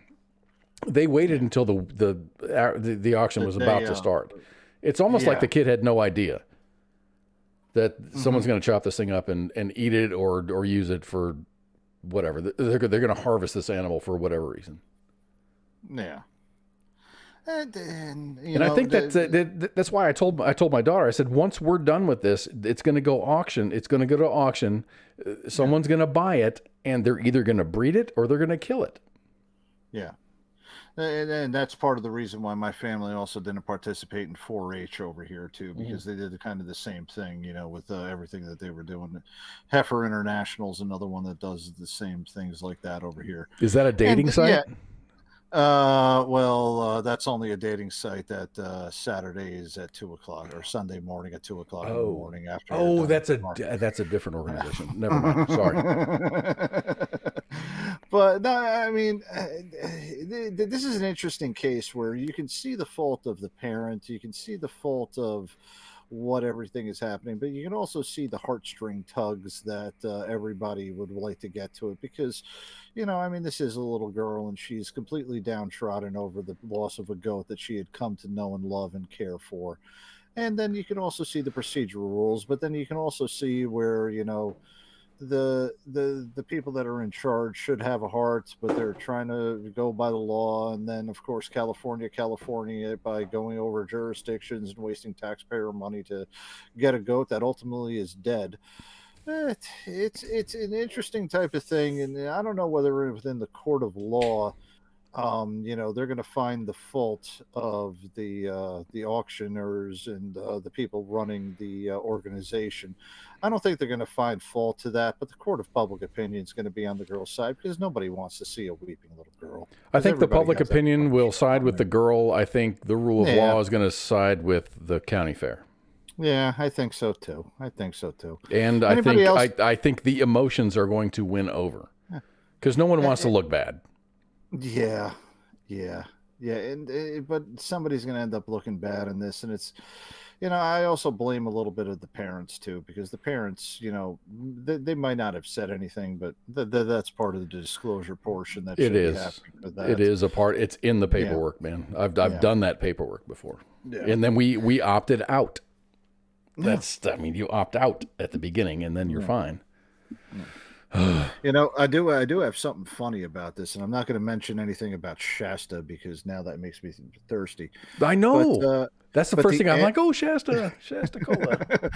But so the group that's now behind the girl is the animal law for federal fowl or something like that. Let me see.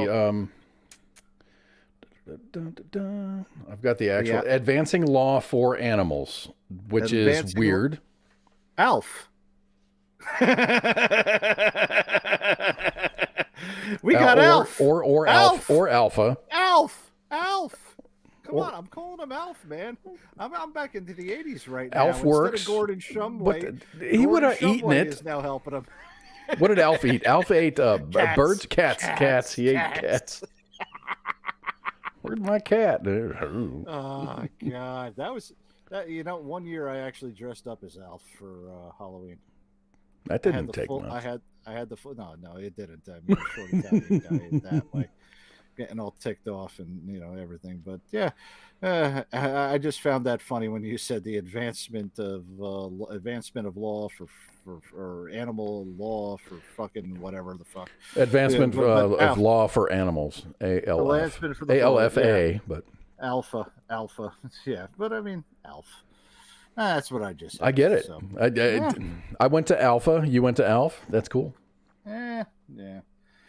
As long as PETA's not there, because she knew damn well that if PETA got involved with that, then it would have been, her case would have definitely have not gotten any sympathy whatsoever. PETA doesn't like 4-H. They don't like Future Farmers of America or anything like that. That's animals are animals. Let them be. Yeah. So PETA at one time had a place. They were going back and forth with this crab place over in I think it's Jimmy's Seafood over in Baltimore. They used to put up signs like right across from each other, and the guys over at the seafood place would like put up signs against PETA, and then back and forth. This is about 5 or 6 years ago. It was freaking hysterical. dude, I love the damn I am not food or whatever thing, and it has a picture of a crab, and then freaking some like Tony Chachere's or whatever like would have another billboard underneath that billboard with like the sprinklings of the Tony Chachere's on it, and says, "Okay, now I am." Yep. Yep. It's awesome. Yep. I mean, no one names a goat. You don't name an animal. Yeah, I've had uncles that have had farms. You don't name animals because then you start naming animals, you get attachments. These are for food. These are for food. Yes. Well, I've never eaten. Well, I did eat goat, and lamb I could definitely put out there, but goat, I haven't eaten that much goat in my life. I don't think. We had when I was at Fort Hood, we had a like a Hawaiian feast, and we had a pig and a goat.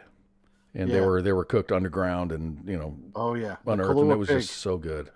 Kahlua pig is freaking phenomenal. It's really good. My God, is it phenomenal? You got to get a good bunch of sea salt in there too, especially with that. And it melts in your mouth when you get that, and you're able to do a good pig picking as well. But yeah, goat, nah, not really. Lamb, I'm a gyro fan. I absolutely love lamb, but never had goat before. Lamb with mint jelly. Barbecue is good. Oh yeah, very good, very good. Glad for that. So you're on the the East Coast, which is notoriously known for higher taxes and whatnot. Northeast especially. Basically, because I'm in North Carolina, we kind of got I'm not going to call it the Mason-Dixon line effect, but anything kind of north of the North Carolina, South Carolina border, you're going to get taxed out the ass, especially as you go closer to the metropolitans of D.C., Philly, New York, and Boston. So when you're in the military, let's say you're in a high-tax state, let's call it Virginia. Virginia's it's a commonwealth, very high tax, but if you're in the military, that tax is often waived. Yes. Sometimes you have to do the paperwork, sometimes it's just automatic. So when Sergeant First Class Gary Williams woke up on April Fool's Day, he immediately checked the lottery numbers that he bought the previous night for Virginia's lottery drawing. His numbers matched up, making him the winner of $143,553. That's a lot of cheese right there. That is. That's a good amount right there. The drawing was actually on the 31st, but Williams told officials that he didn't see the prize until the next day, which was the 1st. When Williams told his son about the prize, his son rightfully did not believe him because of April Fool's Day. He said, quote, my son thought it was an April Fool's joke. God bless you. The U.S. Army recruiter from Fort Belvoir said that his plans are to put the winnings towards his retirement. He bought the winning ticket at Woodlands Exxon in Alexandria, about 8 miles south of Washington, D.C. The Virginia Lottery automatically withholds 24% for federal taxes and 4% for state taxes. Yeah. Which is fine. Yeah. Sergeant that's actually my previous job before being an MP and military intelligence, I actually was military finance, and 28% is usually the taxable rate for around there, so somewhat acceptable. I understand that. Yeah. So Sergeant First Class Williams will need to pay these taxes on these winnings since his income is separated from his military income. Mm-hmm. Now, I don't know what Fairfax County has. When I lived in Ohio, there was federal tax, there was state tax, and then there was municipality tax, which was tied to income. Yes. So I don't know what Fairfax. I tried to look it up, and I kept on getting like redirected, and it wasn't clear what. Yeah. If anything, Fairfax County might not take any income tax. Something tells me they do. I'm looking at their tax administration right now. They do take real estate tax. They do take vehicle tax. Yep. Doesn't look like they do take personal earnings taxes, which that's where the lottery winnings would come in if you did have to take a municipality tax. So that's good. Certain cities will, so he doesn't have to pay local municipality tax, but he does have to pay. But he does have to pay state and federal. Patrick Lowe says, I bet it's going to all go towards paying off his military star card. That's funny. That's good. Before the star card, we had it was called the Esprit card. Remember the Esprit card? Were you in then? I was in when it was DPP, deferred payment card. So deferred payment evolved into Esprit. I think maybe they're separate, maybe they're parallel. Esprit was more of a morale, welfare, and recreation type of credit card or whatever.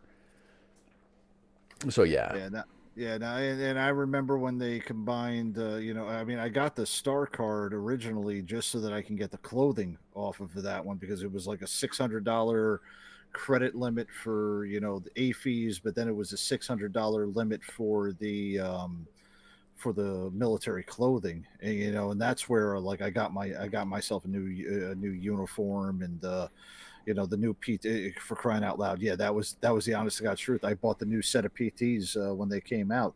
So that's like an advance on your clothing allowance. Yeah, but you didn't pay any it's supposed to be. It's supposed to be, but yeah, you didn't pay any interest on it, and as long as you paid it off, everything was fine. And I set up an allotment so that it would pay off it would pay like $150 a month or something like that. Okay, is there any truth to the rumor? Now that I've got you, a former finance guy.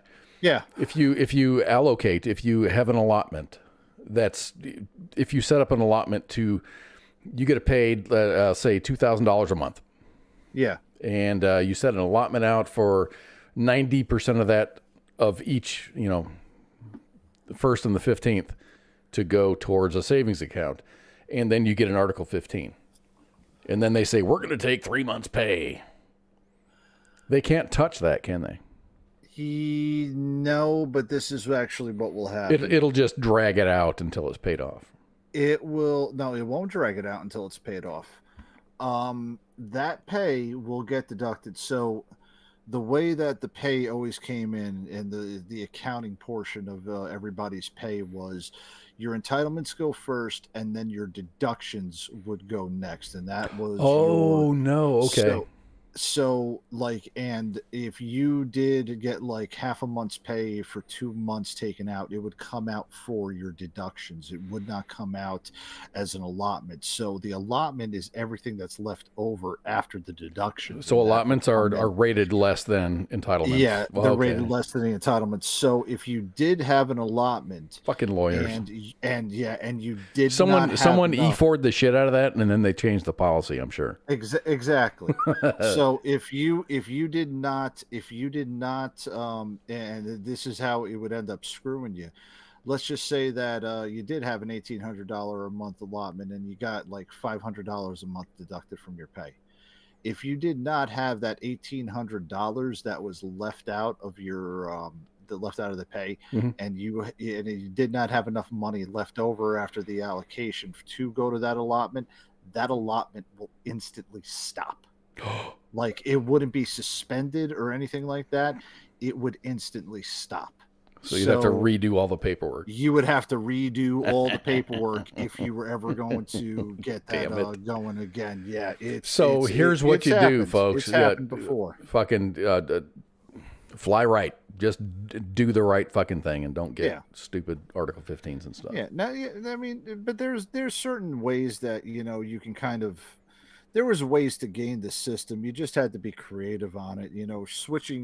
Switching off from once a month to twice a month, or twice a month to once a month before they mandated it where you couldn't do it anymore.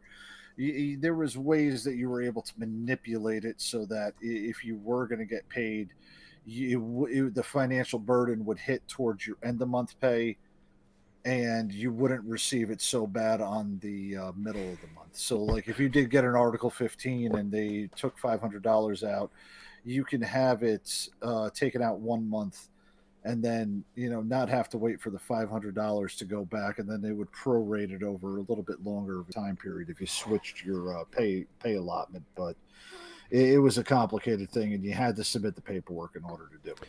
So we have like a brand new patch that's being introduced into the Taiwan forces, and I'm really hoping that their clothing allowance covers it, because I think this is kind of badass.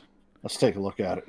Taiwanese citizens are rushing to buy a patch worn by members of its Air Force that mocks Chinese President Xi Jinping amid escalating tensions between the island and the mainland. The patch shows Formosan black bear, which is native to Taiwan, holding Taiwan's flag while punching Winnie the Pooh, which Chinese dissidents have increasingly used to mock Xi because of his supposed resemblance to the fictional teddy bear. Yep. The patch has the word "scramble" at the bottom, which appears to be a nod to the Taiwanese Air Force's effort to combat the near-daily incursions by the Chinese military in recent months. Chinese censors have increasingly cracked down on the images that compare Xi to Winnie the Pooh in recent years. Last month, a horror film that features Winnie the Pooh was scrapped in Hong Kong and Macau. That's just awesome, dude. Yeah, that's an awesome patch. That's as good as that pork eating crusader patch we had while we were in Afghanistan. I like that one better, especially because that's colored. I love that thing. Okay, I want to buy one of them. Musa says, "Is it possible to have a military career without an Article 15?" I was almost there. I did 9 years. I was 9 years active, and the unit that I was in right before I ETS'd, I was ETSing at this is like a really bad time. The worst time, I guess, would be ETSing from an overseas post. This is a bad time because I was ETSing while my unit was decommissioning. So I was surrounded by people that didn't give a fuck about me. And for the last about probably 3 weeks, I was leaderless. There was no squad leader, no platoon leader, no formation to go to, no PT, no nothing. All of a sudden, it's like, hey, we have to account for specialist cause, and this guy was just a douchebag. And I called him that. I called him a piece of shit. I called him a piece of shit, and it's just like, dude, I had like a week and a half left in the Army. And they ended up giving me a summarized Article 15 for disrespect to an NCO because I called him a piece of shit. Holy God. Some people just want to get their fucking power on there, and that's all they want to do is throw a little bit of the power because their ego is too damn light. Oh. Hey, and you're talking to the wrong person because I actually got 2 of them in my career. But it is possible. The thing is that, I wouldn't have, but it was just, he deserved it. He deserved it. I didn't strike him. I didn't assault him or nothing. I just called him a piece of shit. Yeah. Meh. So I mean, I don't think, I don't know. It might depend on whatever your job is. If you're an infantryman, there might be other statuses of levels of, are we going to enforce it? Are we not going to enforce it? Going on. Well, there used to be an old adage that, it showed character if you got an Article 15 younger in your career and then you bounce back to have a good one, because it said that, you learned from mistakes or something like that. I've seen it in 2 separate senses where if you did have an Article 15 and you came back and it really, took you to kind of, get yourself straight to get to that Article 15 afterwards, that you can definitely get promoted out of there. Now, I've seen first sergeants and sergeants major that have had one, and it was over stupid shit, but they bounced back from it and walked the straight and narrow afterwards. I've also seen some of those. Sometimes you got to get knocked in the head, and then you start flying right. Exactly. I wonder if ICE ever had an Article 15. Oh, ICE has definitely had an Article 15. I think maybe he had. ICE but being in a soft environment, maybe not. Now, look, you'd be surprised in a soft environment in Article 15. Depending on what you were in the soft environment, I'm sorry, soft, not soft. But yeah, depending on what you got it for, yeah, you can definitely have, you can definitely still continue on your. You got to really fuck up you got to really fuck up in a soft environment to get an Article 15. Unless it's like a repeatable, repeating DUIs or things like that. Yeah, the DUIs are always the career killer because of the no tolerance policy and how much education and how much emphasis it's been put on there.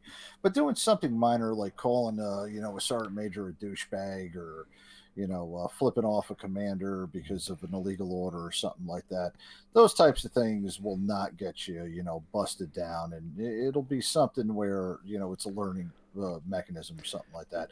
And it also depends too on whether or not it's an open or a restricted file. Most of these ones that you do have go into your restricted file, and the only time that anybody ever really sees something, the in-depth of it, is if they really dig into it on your OMPF for your boards. When I got my Article 15, it was put in my restricted file, and nobody ever made mention of it when I made 7. And when I was medically retired and I made the 8 board, that Article 15 didn't affect it whatsoever. Did they try to trick you? What I did afterwards. So when you went to the board, did they try to trick you? Oh, what for the E7 and E8? I didn't have to go to an actual promotion board for that. That was a centralized board. Oh, okay. For E5 and E6, neither one of them cared about the Article 15s when I went into it. Because it was all when I went to the board, it was all they had your 201 file, and that was like everything that you ever did is there.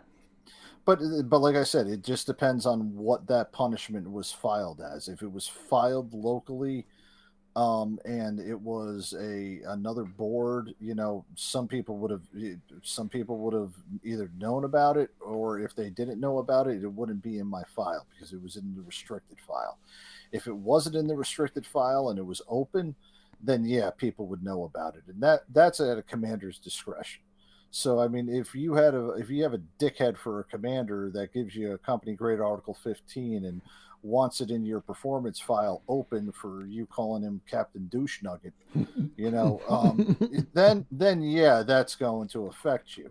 But if you have it placed on your restricted file, you've got a lot more leeway of of what you can do, as well as how it's going to affect your career, whether or not it'll affect promotion or anything. So, like I said, I've gotten 2 in my career, and before I retired, were they summarized or field grade? One company grade, one field grade. Yeah, one company grade, one field grade. So Patrick Lose chimes in. He says, when making mistakes early in your career, you got to refer to the Nixon quote, only if you have been to the deepest valley can you ever know how magnificent it is on the highest mountain. Mm-hmm. That is true. That's beautiful. That is true. Absolutely true.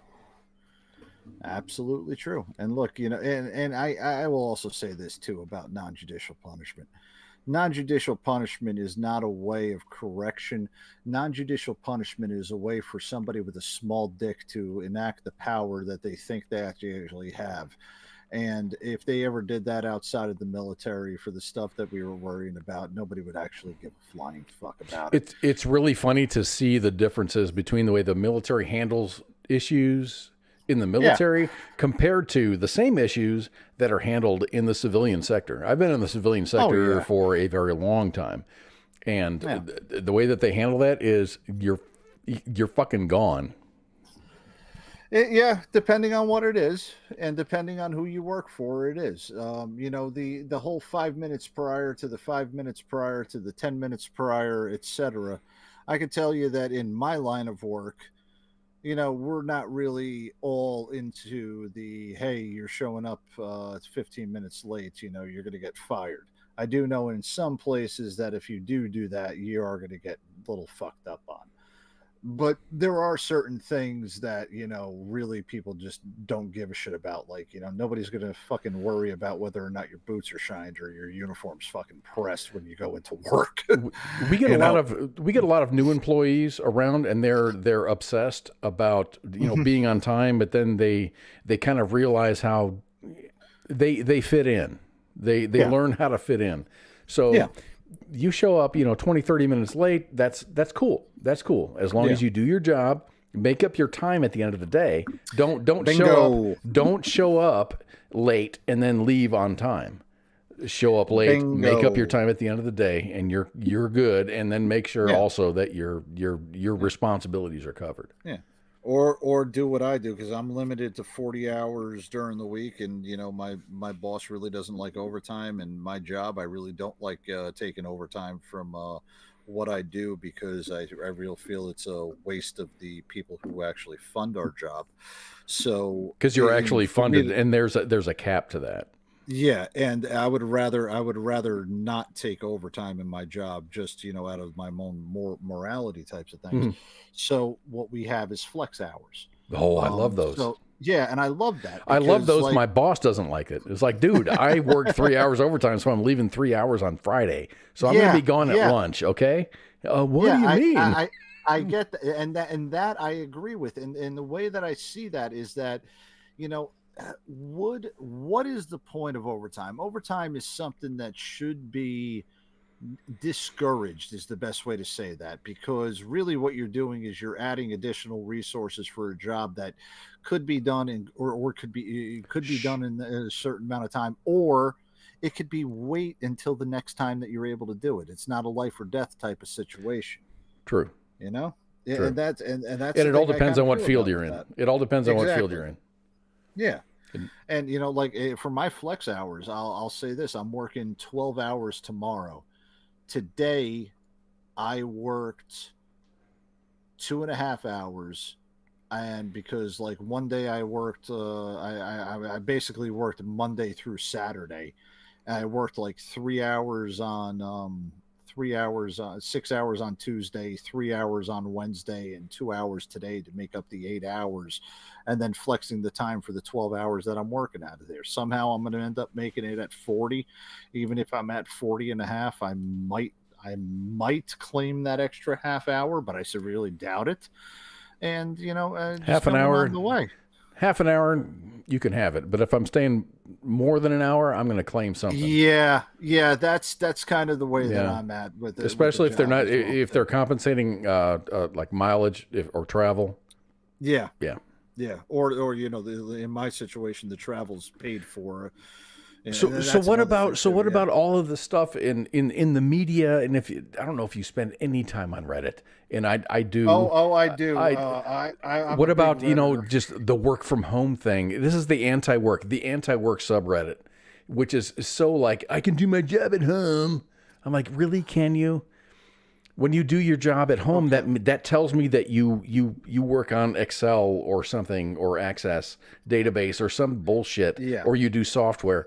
But to be to actually do something, you need to be there. And there's usually not just you. There's other people involved, which means you have a team. And you can't be a team member. You can't command a team. You can't do team stuff by working at fucking home. Get the fuck to the office. Man. Okay. I can give you two examples for that, and I can give you two examples against that. And I'm going to give you one example against that first. For my organization, we have field offices. They're located in a major city or a semi-major city like Kansas City, Richmond, Boston, Miami, where we do not have a physical office. Mhm. So these people, they work from home. Their home is their office, but their job also ensures that they are not spending 40 hours a week at there. They have to go out and do events and be there with the people that they're supporting. So, in a way, they can work out of their office and be functional, but it's not straight 40 hours a week and they're doing this just from their home computer. And my second part of that is that I work 3 days in the office, and the 2 days that I have for flex days are Wednesdays and Fridays. That is my homework days if I am not going out and doing my job, outside of the office. That way is kind of a good way of doing it because when I am here at my house, like I was today, I was able to kind of concentrate and focus and update every single one of my rosters and my systems to the part where my schedule is almost set from now until August. So I'm able to do a lot of the administrative stuff without being there in the office. Now, I am going to say I can this understand about, that, yeah, but if you're in a job that requires you to, hands on, or you're writing software and the agreed. software needs to do things, and you have to like be Yeah, there and test, and you can do it remotely, but it really helps if you have a team of hardware engineers and software engineers there, so you can do that stuff. absolutely. And that goes to the part where I'm going to agree with Okay. you. And this is where, like in my job, I have three other teammates who do the same job that I do. And in order for us to collaborate for stuff that we're doing, to deconflict things that we're doing, so we're not stepping over other people's areas, or we're Yeah. not stepping on other people's events, or we're not doing those other ones. Us being there in the office is the most ideal way to do it. It's not doing it over a Teams chat where it can get lost in the sauce. It is going face to face with that person saying, oh, you're doing this over there in, East Jabib. Well, I'll be in West Jabib and I'm doing the same exact thing. Maybe I should switch my dates so that we're not doing the same thing at the same exact time. And then on top of that, too, it also goes to more of the pride in the work. And that's where my second point goes into it. Mm. I enjoy going to my office, going into that actual place of work, and going to work with those people who represent what I represent when I go into the Drinking job. that shitty coffee, Well, eating that stale ass donut. well, we get donuts from the places every now and then that are pretty damn fresh, and we've got the Keurig maker. You know how that one That's is. good. Yes, I love it. But when we are in the office together, there's a different vibe of everybody It's a is working collaboration. You have to towards. be there. Exactly. And everybody's working towards the same goal. And even if it feels like, I hate to say this, this is quoting Office Space here. Really, nobody has a case of the Mondays Yeah. for very long when you're in an office environment and everybody is, kind of doing the same thing. It's being in the suck together. If I was in the suck on a Monday and I'm working from home, well, that just means that I'm just going to end up watching TV for the rest of the day while I'm cooked in, and I'm not going to do anything productive. If I'm in the suck with other people and You're gonna I'm in the make office something and work. we're all doing it, something's going to end up making work. It might be just a little progress, but at least it's progress and it's not a regression. So there is benefits to it, but it's a fine line as far as what we can do, with that work-life balance, especially from working from home versus working in an office together. I prefer working in the office, but I can see the benefits of the days that I do work from home, because the days I do work from home, on top of, getting administrative stuff done, I get to go pick up my son from school. Isn't that great? And I yeah, loved it. that's the best part about it is, I picked my son up from school, and before I did that job, I was picking up my daughter every day from school and dropping her off and everything. And now I'm doing the same thing. I got 2 more years left before my son goes to college, and I'll always remember the fact that I was able to pick him up from school and drop him off from school. And even while I'm starting to work, I'm not doing it as often, but I'm still able to do it. And that's something that I will carry on for the rest of my life, is that I was there for them while they were growing up. That's fucking great. And I think with that, we're going to end the show, because this has been a great show. And it started off with Coach just ranting and raving about freaking Italian food, and now we're just ending on a family love and taking care of your family and stuff. Hell yeah, brother. Hell yeah. So I'm just gonna tell everybody what the lineup is on Sunday. This Sunday, the Sports Bar. Maybe they'll talk about Pete Rose's birthday. Maybe they'll talk about other stuff. But that's going to happen on Sunday. Monday is the Monday edition. Tuesday is Pop Culture Warrior. Dude, the Smoke Pit is on fire. I love the Smoke Pit show. That is a great show. Tune in on Wednesday nights, man. Sergeant's Time is on Thursday, and then we're back here for Friday Night Freedom. Gonna caveat on that, right? I gotta say the caveat word, because Spanky hates it. But Monday edition and Sergeant's Time are not going to happen this week, because ICE is out doing ICE things out at Fort Bragg. Hopefully he knocks on your door tonight. Oh, I hope he does. I told him he can come over here. He can freaking come over and grab a couple beers. I'll grab a couple of Bud Zeros, because I don't drink Bud Light. And, I'll freaking, he could have come in here and helped co-host as well tonight too. Shit. I think that would have been pretty cool. He's got an open seat to come onto the Sports Bar on Sunday. Me and King got no problem with that. And for you, Patrick Lose, if you want to hear my pineapple on pizza rant, that will happen on Sunday. So you got to watch the Sports Bar, not watch Cosnet. Okay. I'm going to give you my opinion on pineapple on pizza. Pineapple on pizza is fine, as long as it contains pepperoni and jalapeno peppers. If it doesn't have either one of those two, then you can go stick it in your nose. Why did we have to end on a negative note? Because I'm going to give you nightmares. Oh, God. Oh, God almighty. Oh, God almighty. And this is from a guy who was stationed in Hawaii, and not once did they ever put a fucking pineapple on a pizza. No avocado pizza? A what? Okay, thank you for tuning in. My name is Kaz, and this is Friday Night Freedom, and that was our lovely co-host, Coach, and we are out of here. We'll see you next week. Love you, bye. I gotta run. My friend came to the door. She said, well, I was on the phone cooking me and my baby some breakfast. And she said, hey, something wrong. It's popping. I said, what? She said, yeah. I said, no. So the girl come downstairs. She come out her apartment with her baby with no shoes on. I said, oh, girl, it's cold outside. She said, something ain't right. I said, oh, man. She said, oh, man, the building is on fire. I said, no, what? I got my 3 kids and we bounced out.